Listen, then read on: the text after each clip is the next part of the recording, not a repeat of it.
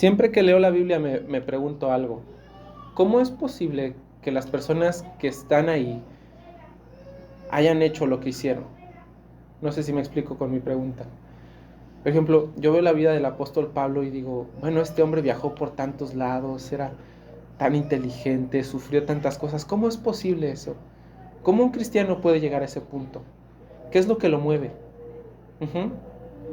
La tradición cristiana dice que el apóstol Pedro murió crucificado y que primero lo obligaron a ver cómo crucificaban a su esposa. El apóstol Pedro le dijo a ella mientras iba caminando, recuerda al Señor. Y yo pienso nuevamente, ¿cómo es posible que una persona llegue a ese punto? ¿Qué es lo que lo mueve? Porque a veces veo yo mi propia vida y digo, yo no estoy ni cerquita, ¿no?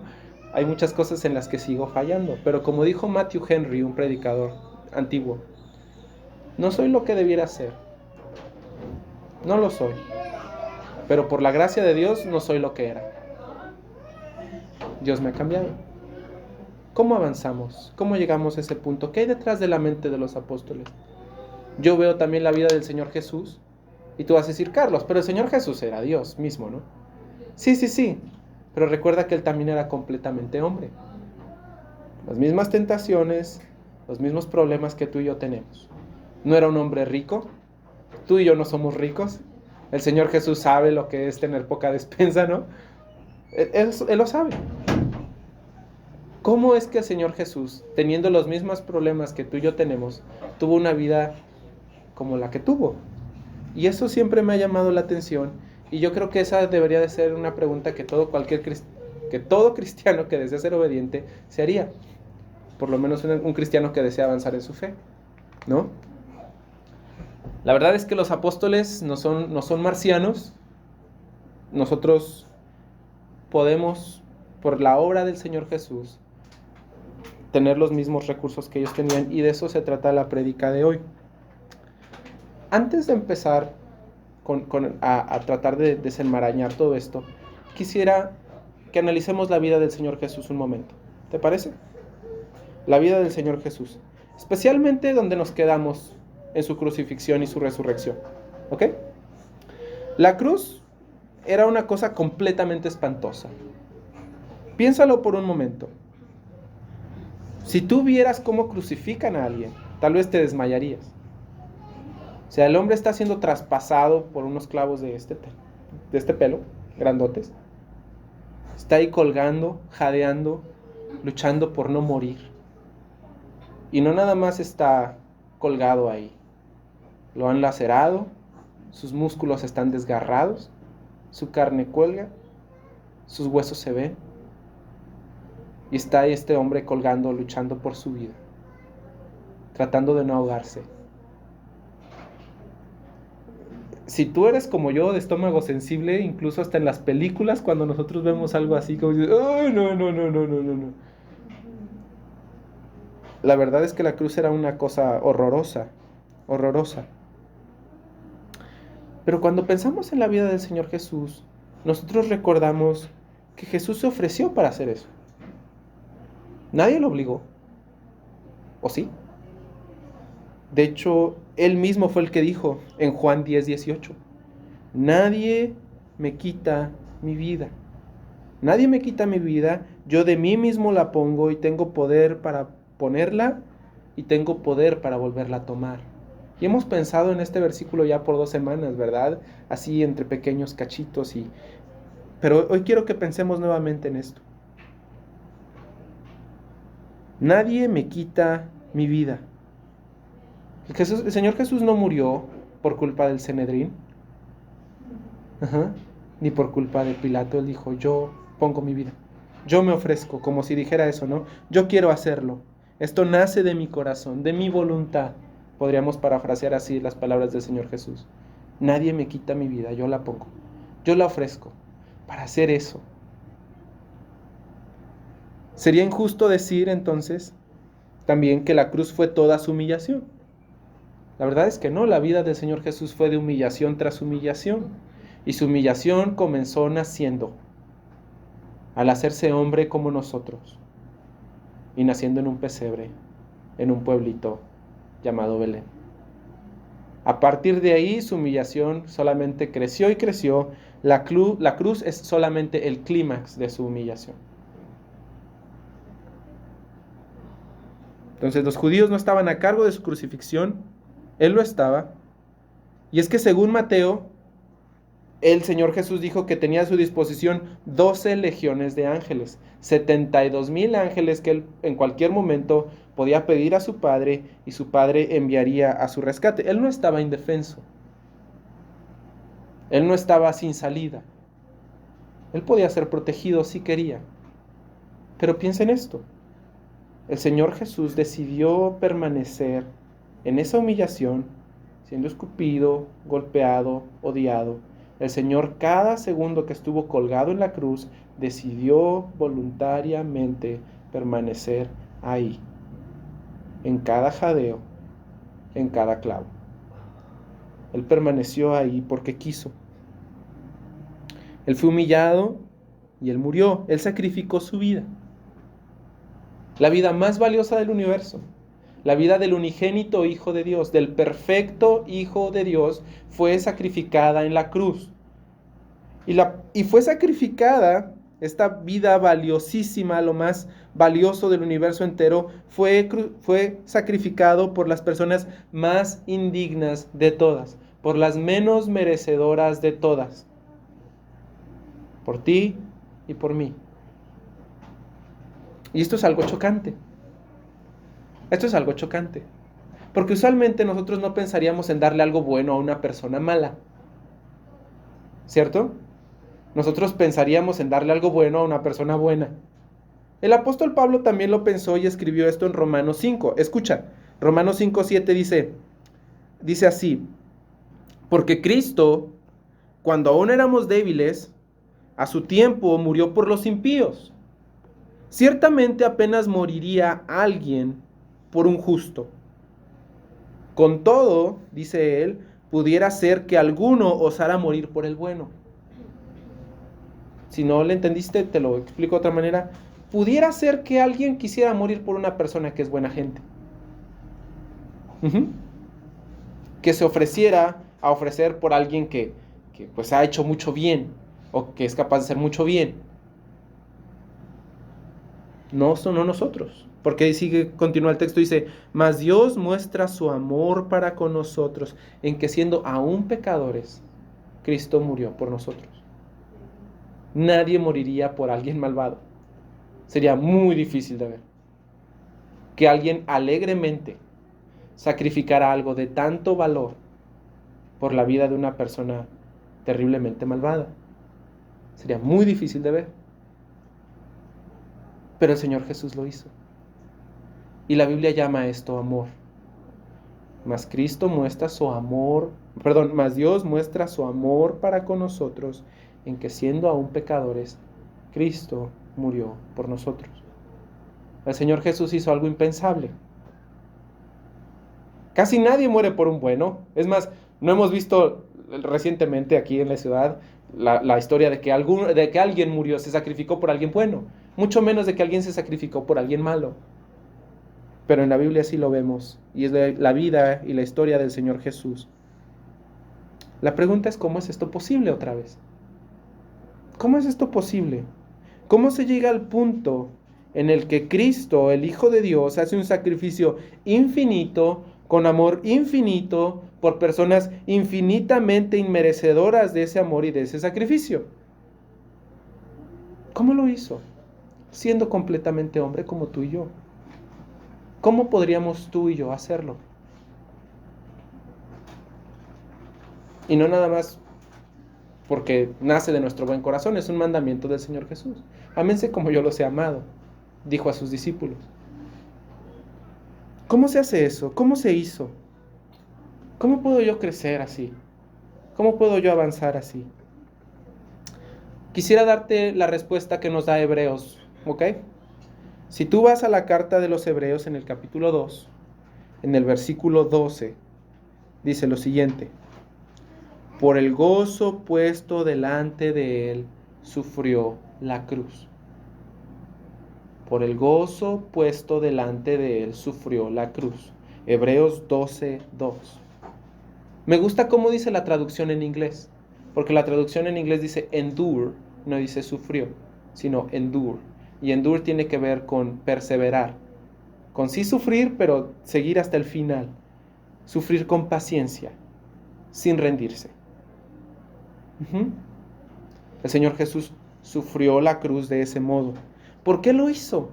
Bueno, Hebreos dice que por el gozo puesto delante de él sufrió la cruz.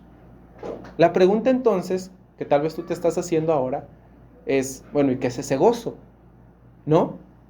¿Qué fue lo que él vio que le produjo alegría a tal grado de querer ofrecer su vida, una vida infinitamente valiosa, en un sacrificio infinitamente grande para personas infinitamente malas? ¿Qué es eso? Bueno, yo quiero decirte mi mejor esfuerzo al respecto, ¿sale?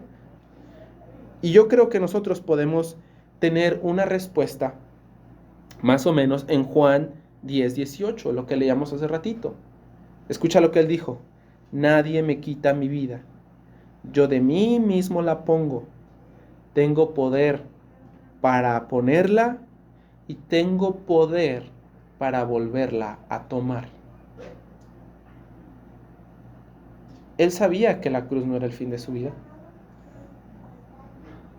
Había algo más, algo que estaba todavía por delante, que él veía que sucedería. Y yo creo que la resurrección tiene que ver mucho con esto. Y pienso eso no nada más por lo que el Señor dijo aquí en Juan 10:18, sino por todas las veces que nosotros estudiamos en Marcos cómo el Señor predijo su muerte. Por ejemplo, en Marcos 8:31, el Señor dice, la Biblia comenzó a enseñarles que era necesario al Hijo del Hombre padecer mucho y ser desechado por los ancianos, por los principales sacerdotes, por los escribas y ser muerto. No solo eso, dice, y resucitar después de 3 días. El Señor Jesús nunca habló de su sacrificio aparte de la resurrección. Nunca lo hizo. En Marcos también, en el capítulo 9, en el versículo 31, dice la Biblia así: porque enseñaba a sus discípulos y les decía, el Hijo del Hombre será entregado en manos de hombres y le matarán, pero, y este es el gran pero, después de muerto resucitará al tercer día. Y nuevamente en Marcos 10:33, el Señor Jesús nuevamente al hablar de su muerte dice lo siguiente: he aquí subimos a Jerusalén y el Hijo del Hombre será entregado a los principales sacerdotes y a los escribas y le condenarán a muerte y le entregarán a los gentiles y le escarnecerán y le azotarán y le escupirán y le matarán. Mas al tercer día resucitará. ¿Ves? Yo pienso, y este es mi mejor intento al pensar en cuál es ese gozo, que este gozo tiene que ver con su propia resurrección. Porque el Señor Jesús no solamente resucitó. La palabra de Dios dice que cuando Él resucitó, le fue dado un nombre que es sobre todo nombre, para que en el nombre de Jesús toda rodilla se doble y toda lengua confiese que Jesús es el Señor, para gloria de Dios Padre. Eso dice Filipenses 2. Al él resucitar, le fue conferida toda autoridad en el cielo y en la tierra, como dice Mateo 28. Y mira lo que sucede aquí. En Apocalipsis 5 hay un canto que los santos están cantando y dice así: el cordero que fue inmolado es digno de tomar las riquezas, la sabiduría, la fortaleza, la honra, la gloria y la alabanza. Todo lo creado que está en el cielo y sobre la tierra y debajo de la tierra y en el mar y todas las cosas que en ellas hay. Al que está sentado en el trono, al Cordero, sea la alabanza, la honra, la gloria y el poder por los siglos de los siglos. El Señor Jesús logró esto por medio de su resurrección. El Señor Jesús logró todo esto por medio de su resurrección. Me comí letras, ¿verdad que sí? Lo hizo todo así. El Señor Jesús vio que entonces Él podría ser nuestro sumo sacerdote que viviría para siempre, como estudiamos la semana pasada. y que por su sacrificio y su resurrección muchos pecadores serían llevados con él y todo terminaría en su propia gloria. La resurrección y todas las cosas que él lograría por medio de su vida, especialmente su victoria sobre la muerte, ese era el gozo puesto delante de él. El Señor Jesús vio eso, en eso se alegró y eso fue lo que lo ayudó y lo hizo soportar la cruz. Por la esperanza que hay en la resurrección fue que Cristo soportó el costo inmenso de su amor sin importar lo alto que fuera. Fue por la esperanza de la resurrección que el Señor Jesús soportó el costo de su inmenso amor. No importa lo que fuera. Este amor que era vertido sobre personas indignas tenía un costo altísimo y Él estuvo dispuesto a proveer ese costo. Él lo hizo así. Nadie le quitó su vida. Él la puso de Él mismo. Nadie lo hizo. Así que puedo pensar en la vida del Señor Jesús y decir, ¿por qué el Señor vivió así? Bueno, el Señor Jesús vio algo más allá de su muerte y algo más valioso más allá de cualquier cosa que este mundo pudiera ofrecer. Pero también pienso, por ejemplo, en el apóstol Pablo. Si tú encuentras a una persona mala en la Biblia, terriblemente mala, es Saulo de Tarso. Horrible lo que el apóstol Pablo hacía antes de ser cristiano. No andar matando cristianos y persiguiéndolos bastante feo. Pero mira lo que pasó con Pablo. Hay una historia de Pablo que a mí me gusta mucho. Hace unos años, en la iglesia donde yo crecí, enseñé el libro de los Filipenses. Justo como lo estoy haciendo con ustedes con Marcos. Y Filipenses se desarrolla en este contexto. Escucha, la historia de Pablo en la ciudad de Filipos se desarrolla en Hechos capítulo 16. Si tú quieres leer esa historia, puedes hacerlo en casa, pero te la cuento. Cuando Pablo llega a la ciudad de Filipos, llega con un amigo suyo que se llama Silas. Y están los dos ahí, en la ciudad, y de repente una chica que está endemoniada, y unas personas la tienen como esclava para hacer dinero con sus adivinaciones. Esta chica endemoniada empieza a gritar, estos son siervos del Dios Altísimo, ¿no? Escúchenlos, de la forma más fastidiosa que tú pudieras imaginarlo. Y entonces el apóstol Pablo se voltea con esta chica y reprende al demonio que ella tiene y la libera. Al hacer esto, ella pierde su capacidad de adivinar. Y las personas que la habían comprado como esclava se enojan muchísimo. Muchísimo. ¿Estás bien, preciosa? Sí, ok. Tan bonita.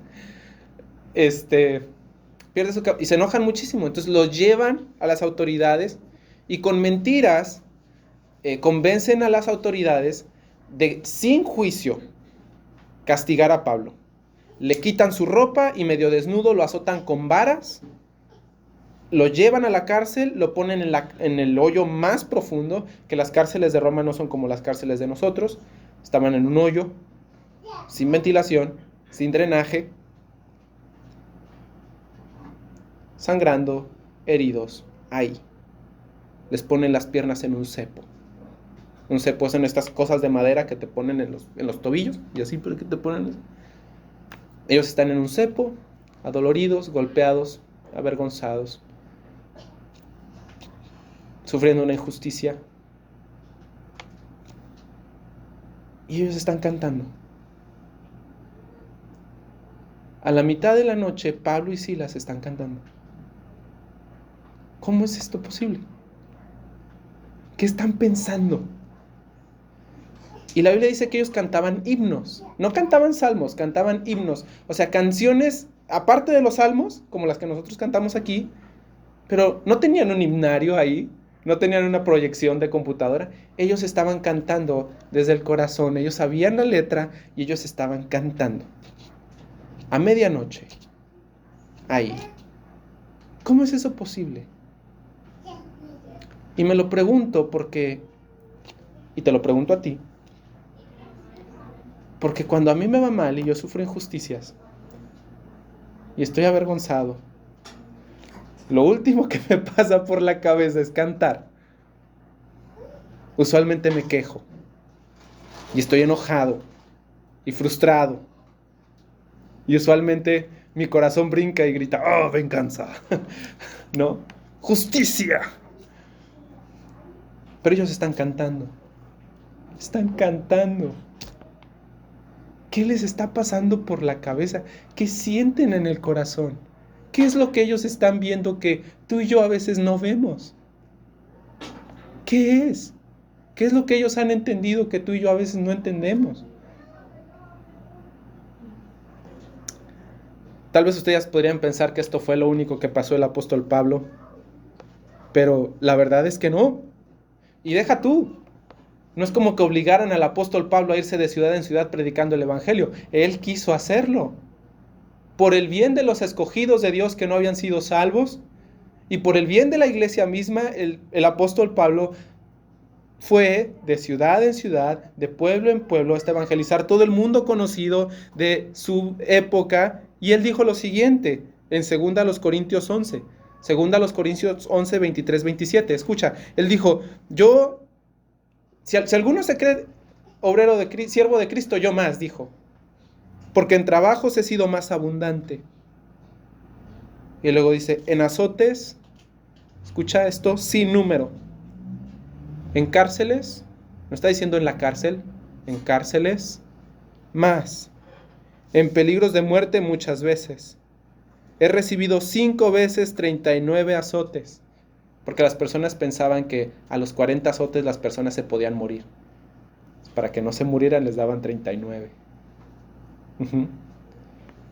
3 veces azotado con varas, 1 vez apedreado, que no era con piedritas como las que tenemos nosotros aquí afuera, unas piedrotas así grandotes.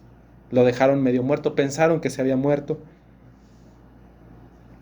3 veces padecido naufragio, 1 día y 1 noche como náufrago en alta mar, en peligros de ríos, en peligros de ladrones, en peligros de los de mi nación, los judíos también querían matarlo, en peligros de los gentiles, en peligros en el desierto, en peligros en el mar, peligros de falsos hermanos, en trabajo, en fatiga, muchos desvelos, hambre, sed, ayuno, frío, desnudez, y cada día la preocupación por todas las iglesias. Pero él no se está quejando. Él lo hizo y lo siguió haciendo. Y lo hizo porque quiso. Y él escribió una vez, dice, a veces nos vemos como triste, pero siempre estamos gozosos. Y la pregunta otra vez es, ¿qué es lo que él está viendo? ¿Por qué quieres esta vida, Pablo? Yo le podría preguntar. ¿Por qué quieres esta vida? ¿No te gustaría más bien terminar una carrera, tener una vida cómoda y vivir con dinero y estar en paz? ¿Por qué quieres vivir así? Les queda mucho su fe y el amor. Eso es en parte. Pero hasta ahorita todavía no lo sabemos de la boca del mismo Pablo. Todavía no. Déjame te digo cómo termina la historia, ¿sale? Porque ahorita vamos hasta la mitad. Pues ahí están Pablo y Silas cantando. Y después hay un terremoto. Se abren todas las celdas y se les caen las cadenas a Pablo y a Silas. Cuando el carcelero ve esto, el carcelero piensa matarse, porque pues, piensa que si se le escaparon los soldados, pues Roma lo va a matar. Ya está ahí a punto de matarse y de repente se escucha de la celda más profunda, donde estaban Pablo y Silas, aquí estamos todos, no te hagas daño. Aquí estamos todos. Pablo y Silas evitaron que el carcelero muriera. Y esto me llama mucho la atención porque tal vez tú y yo podríamos haber dicho, sí, exacto, y se mató y Dios mandó un terremoto y Dios nos liberó. Y nos fuimos. Pero el apóstol Pablo mostró amor por el carcelero. No nada más salvó su vida. Después le presentaron el evangelio y el carcelero se arrepintió y fueron salvos él y toda su familia. El apóstol Pablo no nada más salvó su vida, fue un instrumento para salvar su alma. y le demostró amor tal vez a la persona que menos merecía ser amada en ese momento por Pablo y por Silas. Y no nada más eso, sino que lo invitaron y lo llevaron con gusto, a pertenecer a su familia eterna. El apóstol Pablo bautizó a su familia y se fueron. ¿Cómo funciona eso otra vez? Yo quiero eso para mí, hermanos. Yo quiero ser un cristiano así. Yo quiero eso para ustedes. Yo quiero eso para ustedes. Yo quiero que ustedes tengan una vida así. Pero ¿cómo funciona eso? Hermanos, esto que les estoy contando acerca de la vida del Señor Jesús y esto que les estoy contando de la vida del apóstol Pablo, no es, es bastante raro. Pero esto es lo raro para el mundo. Esto no debería de ser raro para un cristiano. Eso es cristianismo.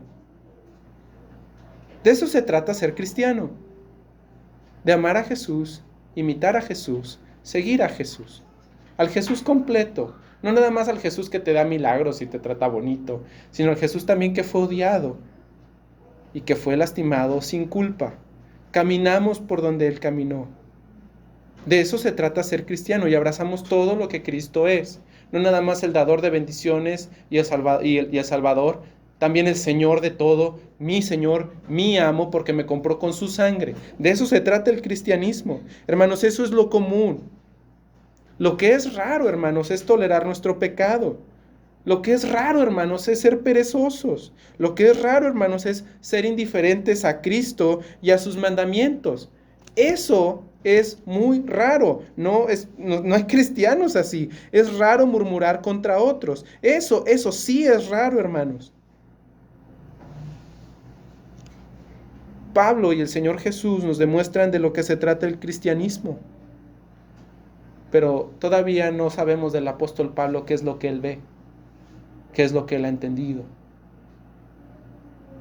Si tú revisas el libro de los Hechos y tú revisas las veces que el apóstol Pablo fue llevado a juicio, él siempre da una razón. Que él está preso a causa de la resurrección. Por eso está preso. Por eso está feliz de ir de pueblo en pueblo, siendo azotado, odiado, maltratado, en innumerables peligros. Porque él ve algo más allá de lo que está aquí en la tierra. Porque él ve algo más allá de los problemas que están inmediatamente aquí. Él tiene una esperanza eterna, que no descansa en ninguna de las cosas que tú y yo podríamos tener aquí. Tal vez alguno de ustedes pensara que sus problemas se acabarían si tuvieran más dinero, o si tuvieran una casa, o si su matrimonio fuera diferente, o si tuvieran diferentes hijos, o si tuvieran situación diferente en el trabajo. Tal vez ustedes pensarían que su vida sería mejor si ciertas cosas cambiaran. El apóstol Pablo y el Señor Jesús nunca quisieron cambiar sus circunstancias, porque ellos tenían un gozo distinto, y ellos veían algo distinto. Ellos no veían las cosas terrenales, ellos veían la esperanza de la resurrección por venir. Déjame leerte algo que dice Romanos 8:18, y si tú quieres buscarlo conmigo, búscalo para que lo subrayes. Es un texto muy valioso para mí, es uno de mis favoritos. Romanos 8:18.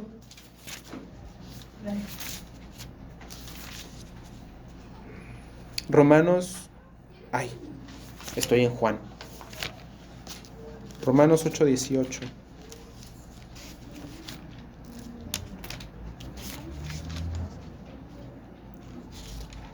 ¿Están listos? ¿Más o menos? ¿Listos?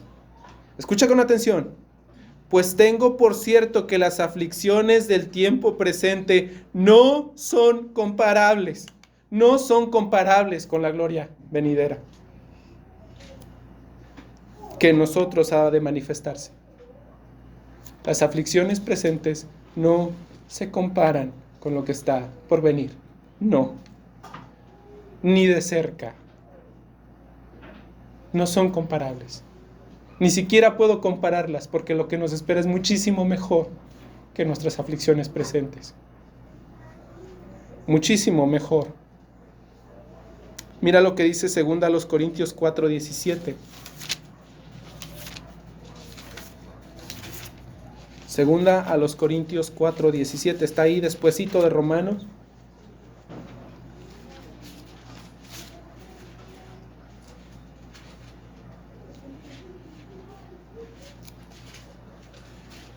Segunda a los Corintios 4:17. Después de Romanos, no antes, después.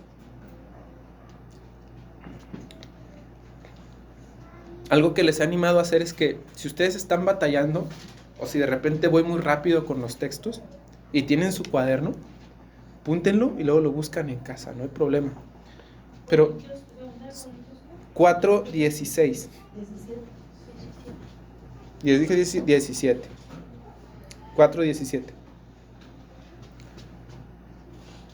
Déjenme leerles desde el 16. Por tanto, no desmayamos, aunque nuestro hombre exterior se va desgastando. El interior, no obstante, se renueva de día en día. Porque esta leve tribulación momentánea.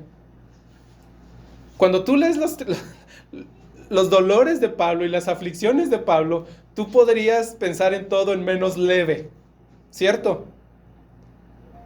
Pero él dice, esta leve tribulación momentánea produce en nosotros un cada vez más excelente y eterno peso de gloria. La esperanza de Pablo y la razón por la cual Pablo vivió como vivió no es porque en esta vida él iba a tener todo lo que él esperaba. Él no esperaba nada de esta vida. Nada más que ser semejante al Señor Jesús en su muerte. Y él lo dice en Filipenses, que anhelaba ser semejante al Señor Jesús en su muerte y participar de su resurrección. Él no esperaba nada de este mundo. Las cosas que él esperaba estaban en la resurrección que está por venir.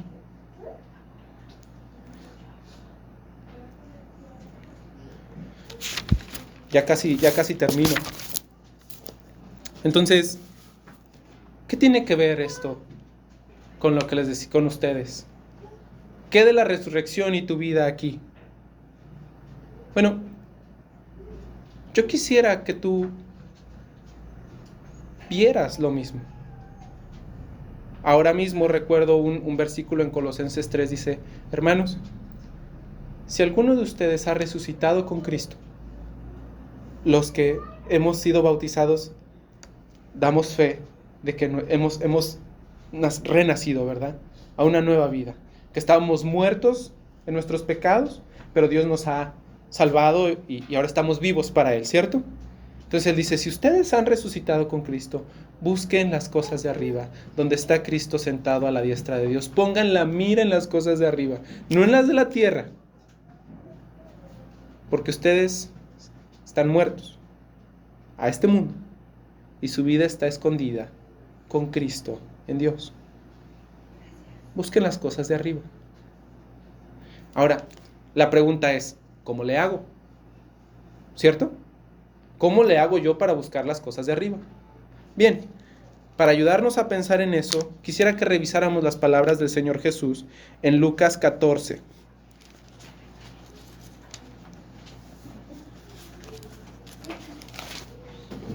Lucas 14.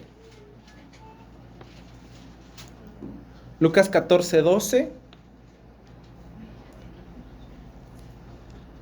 ¿Estás listo? Escucha lo que dice el Señor Jesús. También al que le había convidado le dijo, cuando hagas comida o cena, no llames a tus amigos, ni a tus hermanos, ni a tus parientes, ni a tus vecinos ricos, no sea que ellos a su vez te vuelvan a convidar y seas recompensado. Cuando hagas un banquete, llama a los pobres, a los mancos, a los cojos, a los ciegos, y serás bienaventurado y serás muy bendecido, porque ellos no te pueden recompensar, pero te será recompensado. ¿Dónde? En la resurrección de los justos. ¿Por qué amar de manera sacrificial a los que no merecen amor? No importa quién sea. ¿Por qué sacrificar mi vida por aquellos que no lo merecen? Porque entonces serás bienaventurado. Ellos no lo pueden pagar. Será recompensado. Dios no es deudor de nadie. Y en la resurrección, Él dará a cada uno según corresponda. Entonces el Señor Jesús nos ayuda a que en nuestra vida diaria nosotros busquemos ser generosos, dar amor sacrificial, perdón sacrificial a las personas que no lo merecen, para que entonces nosotros podamos tener una esperanza, no de que ellos nos recompensen y nos remuneren en esta tierra, sino una esperanza que trasciende esta tierra. El Señor Jesús dijo una vez: no hagan tesoros aquí. Aquí te los pueden robar. Aquí se echen a perder. La Biblia dice: no hagan tesoros en la tierra donde la polilla y el orín corrompen, donde el ladrón puede llevárselos. No lo hagan aquí. Hagan tesoros en el cielo.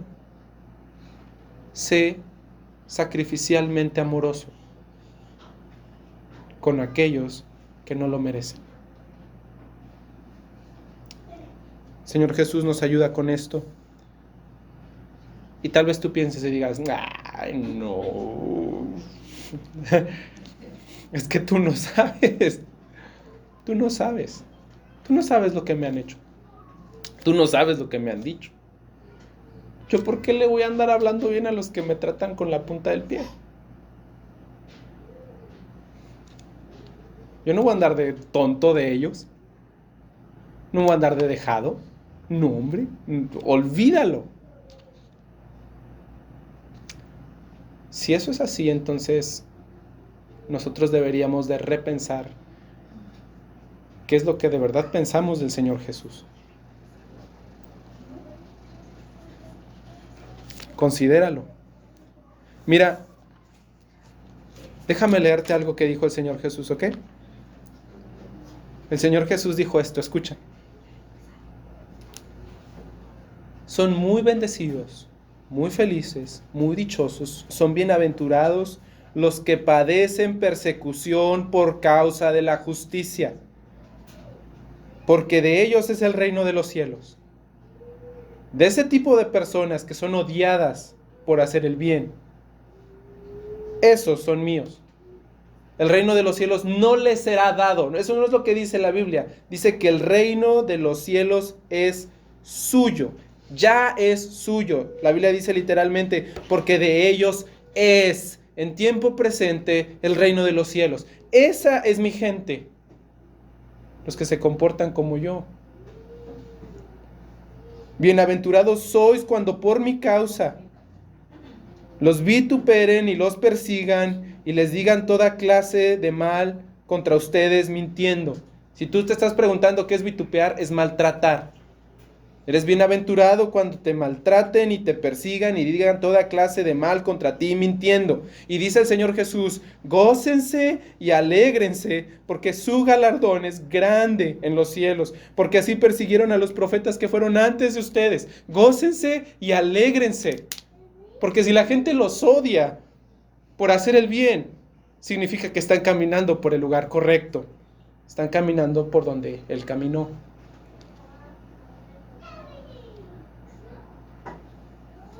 Piensa en esto un poco. Hermanos, eso es cristianismo. Esto no es un llamado especial. Esto no es para los que son dotados espiritualmente. No es para los misioneros, no es para los pastores. Esto que les acabo de leer es parte del Sermón del Monte, que por cierto vamos a estudiar en algunas semanas. ¿Y sabes a quién le dijo esto el Señor Jesús? A las personas que lo estaban siguiendo. A todos, no nada más a los apóstoles. A todos. A la ancianita que estaba ahí sentadita allá a un lado de él, al niño que estaba viéndolo, al adulto que llevó a escuchar a sus hijos a la palabra de Dios, esto es para todos. Esto significa ser cristiano. ¿Cómo podemos vivir amando sacrificialmente a los que no merecen ser amados? ¿Cómo podemos vivir amando sacrificialmente a nuestro carcelero? O a esta chica, o a nuestra chica endemoniada, ¿no? Cada quien puede ponerlo en su propio contexto. ¿Cómo podemos vivir amando sacrificialmente a las personas? ¿Cómo nosotros podemos tener una vida así? Por el gozo puesto delante de nosotros, hermanos. Nosotros no esperamos en esta vida. No esperamos en esta vida. Lo mejor para nosotros no está en esta vida, no importa que sea. No importa que sea, no importa, como le decía en la escuela dominical, no importa si es amor, sexo, amigos, esposo, hijos, trabajo, dinero, carros. Toma lo mejor de este mundo. Toma lo mejor de este mundo, lo que tú quieras. No importa que sea, toma lo que tú quieras. Es más, ponlo junto. El corazón del verdadero cristiano va a exclamar como el rey David dijo en el Salmo 73, ¿a quién tengo en los cielos sino a ti? Y fuera de ti yo no quiero nada en esta tierra. Porque nada lo vale, porque nada es suficiente. Nada se equipara en valor. ¿Cómo se ve la resurrección en mi vida entonces? La resurrección en nuestra vida se ve de modo que nosotros, por la esperanza que tenemos futura en la resurrección, y por el gozo que nosotros guardamos en eso, nosotros podemos vivir en obediencia y en amor sacrificial, tal cual lo hizo el Señor Jesús, como lo hicieron otras personas que son importantes y valiosas para nosotros, como el apóstol Pablo. No sé ustedes, pero yo batallo mucho de repente para recordar esto. Usualmente me veo rodeado por la urgencia de lo que está pasando. Cuando los niños se ponen locos en la casa, no digo, ok, el Señor Jesús va a venir un día y voy a resucitar y voy a corregir a mis hijos para la gloria de Dios. Digo, no, de aquí se paran, se aguantan y se comportan. Usualmente no lo hago con la perspectiva de lo que viene, sino con la perspectiva de lo que es conveniente para mí en el momento. Pero ¿sabes qué? Nuestra vida casi nunca va a ser conveniente para nosotros. Y nos la vamos a vivir frustrados, desanimados, odiando al mundo, siendo impacientes y siendo como los fariseos, legalistas y duros e inflexibles. Hermanos, el gozo que ha sido puesto delante de nosotros, ese es lo que Dios pone en nuestra vida para que nosotros podamos vivir vidas como estas. Las historias de la Biblia, hermanos, no son cuentitos, no son fábulas. Las historias de la Biblia son eso, historia. Alguien más lo hizo, no era un marciano. Todos los profetas tuvieron las mismas pasiones y las mismas tentaciones que tú y yo tenemos. El Señor Jesús también lo hizo. Pero ellos tenían una esperanza mucho más grande de que simplemente nuestro hijo se comporte, que deje de llorar, que hagan lo que quiero, que finalmente mi tarjeta tenga más de 3 dígitos cuando checo el saldo. Esa no era la esperanza de ellos. Y esa tampoco es la nuestra. Hermanos, no den su corazón a algo que no lo vale. No desperdicien la oportunidad que tienen ahora. Una vez un amigo mío dijo, nosotros tenemos una oportunidad única aquí en la tierra. Única. Porque en el cielo, decía él, no va a haber más tristeza, ni llanto, ni dolor, ni clamor. La esperanza que tenemos aquí en la tierra y la oportunidad inmensa que tenemos es glorificar a Dios en medio de nuestro sufrimiento y en medio de la injusticia. y del amor sacrificial y de las personas que no se merecen ser amadas, vivir para la gloria de Dios así. Eso no va a pasar en el cielo.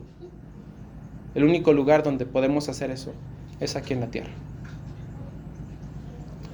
Así que, hermanos, cuando ustedes comiencen su semana, esto no es algo que yo ya aprendí, esto es algo que estoy aprendiendo. Recuerden la resurrección del Señor Jesús. Y recuerden que la de ustedes también viene. Vivan y den su corazón algo que es eterno, algo que es seguro, algo de lo que no llegue el día en el que digas, yo no estoy feliz con esto. No des tu corazón a la urgencia del momento.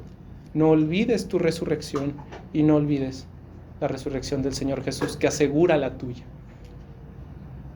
Vivamos para la gloria de aquel que murió y resucitó por nosotros, porque así dice su palabra. Y Él murió para que los que viven ya no vivan para sí, sino para aquel que murió y resucitó por ellos.